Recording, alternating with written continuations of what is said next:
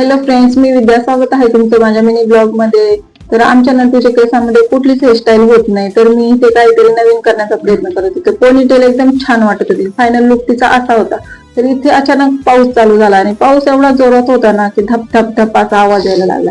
तर मी बाहेर पाहिले तर काय खूप मोठा पाऊस आणि काल भाजलेले शेंगदाणे तर अख्खे भिजून गेले. त्याच्यानंतर मी दादा खाऊ मागत होता, तर तो मागत होता पेरू. तर म्हणलं त्याला पेरू कसं काय देऊ, कारण त्याची तब्येतही खराब होती आणि पेरू एकदम आंबट गोड असतो, त्याच्यामुळे त्याला पेरू सोबत मी भेळ दिली. तर दोघं बहीण भावंडांनी इथे मस्तपैकी भेळ खात होते. दादा तर फक्त पेरूच खात होता, कारण पेरू त्याचा एकदम फेवरेट आहे.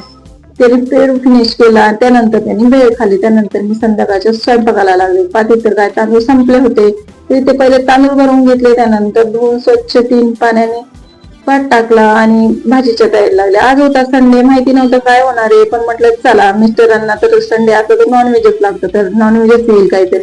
तर मी इथे मस्तपैकी भाजीची तयारी केली. तोपर्यंत मिस्टर इथे भाजीला घेऊन आले. तर भाजीमध्ये आणलं होतं त्यांनी मटण. तर मी मस्तपैकी मटण स्वच्छ पाण्याने धुवून घेतलं आणि कुकरला लावलं. तोपर्यंत मी इथे मसाला भाजून घेतला आणि मस्तपैकी तेल सुटेपर्यंत मसाला तळून घेतला. त्यानंतर त्याच्यामध्ये असं मटण बॉईल केलेलं सोडून दिलं आणि मस्तपैकी अशी भाजी तयार झाली आणि तिला खळखळ उकळून घेतली आणि त्यानंतर मस्तपैकी अशी बारीक गॅसवर थोडा वेळ ठेवली.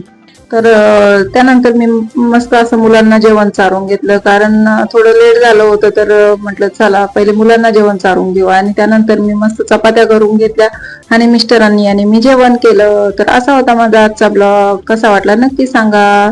चॅनलला सबस्क्राईब करा.